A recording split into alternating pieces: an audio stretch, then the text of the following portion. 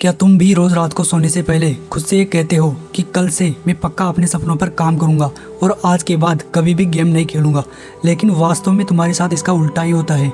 तुम फिर सुबह उठकर उसी एडिक्शन में यह सोचकर फंस जाते हो कि बस 10 मिनट खेल लेता हूँ, लेकिन कब वह 10 मिनट 1 घंटे में बदल जाती है तुम्हें पता ही नहीं चलता। और फिर रात को वही पछतावा कि आज भी मैंने कुछ भी नहीं किया, लेकिन कल से जरूर करूँगा।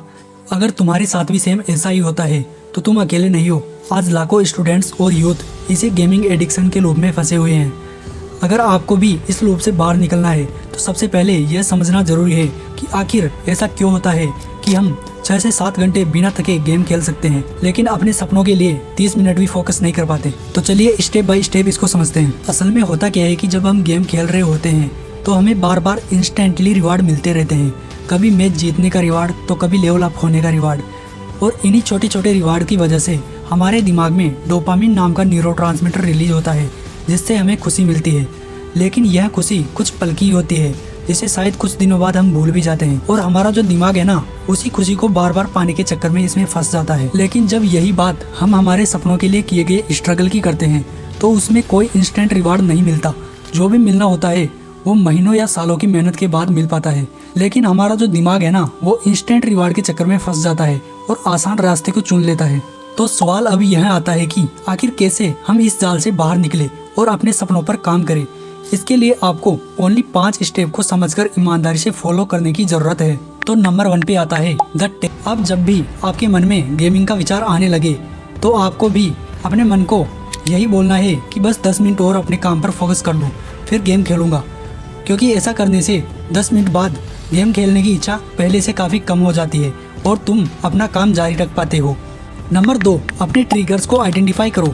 मतलब उस वजह को पहचानो जो तुम्हें और गेम खेलने को मजबूर करती है। क्योंकि कोई भी इंसान बिना किसी वजह के कोई भी काम नहीं करता। हो सकता है कि तुम बोर होने पर गेम खेलते हो या फिर पढ़ाई से बचने के लिए गेम खेलते हो। अगर तुमने अपने ट्रिगर्स को आइडेंटिफाई कर लिया तो समझो आधी लड़ाई तो तुम वही जीत चुके हो। क्योंकि आदत को हराने से पहले उसके शुरू होने की वजह समझना जरूरी है। Number 3, reduce gradually your habit. अगर तुम रोज 6 घंटे गेम खेलते हो तो अगले दिन के लिए ये मत सोचो कि कल से मैं बिल्कुल नहीं खेलूंगा, क्योंकि हमारा दिमाग अचानक किए गए बदलाव को एक्सेप्ट नहीं करता। इसलिए रोज 15 से 20 मिनट कम करते जाओ और एक दिन आपकी यह आदत पूरी तरह छूट जाएगी। Number 4, feel your free time. असल में सिर्फ गेम को हटा देने से आदत खत्म नहीं होती, क्योंकि अगर तुमने उस खाली समय को किसी अच्छी चीज से नहीं भरा तो तुम्हारा मन फिर से उसी गेम की तरफ भागेगा। क्योंकि हमारा दिमाग खाली बैठना पसंद नहीं करता, उसे हमेशा किसी न किसी काम की जरूरत होती है। इसलिए जब भी गेम खेलने का मन करे तो उस समय कुछ ऐसा करो जिससे धीरे धीरे तुम्हें खुशी मिलने लगे। जैसे उस समय तुम एक्सरसाइज कर सकते हो या कोई नई स्किल सीख सकते हो या अपनी फैमिली को टाइम दे सकते हो। याद रखो, बुरी आदत को सिर्फ छोड़ना काफी नहीं होता, उसकी जगह एक अच्छी आदत बनानी भी पड़ती है। Number 5, take breaks your phone. मतलब हर दिन थोड़ा थोड़ा समय अपने फोन से दूर बिताओ। शुरुआत में बेचैनी होगी और बार बार फोन उठाने का मन करेगा, लेकिन जब तुम हर दिन थोड़ा थोड़ा समय बिना फोन के बिताने लगोगे तो तुम्हारा मन फोन के अलावा दूसरी चीजों में भी खुशी ढूंढना सीख जाएगा। अब फैसला तुम्हारे हाथों में है। सोचो 5 साल बाद तुम किस बात पर गर्व करना चाहोगे, गेम में जीते हुए कुछ मैचों पर या अपनी मेहनत से हासिल की गई सफलता पर। तो उम्मीद है इस वीडियो से आपने कुछ न कुछ अवश्य सीखा होगा। मैं मिलता हूँ आपसे एक और नई वीडियो में। तब तक के लिए जय हिंद, वंदे मातरम।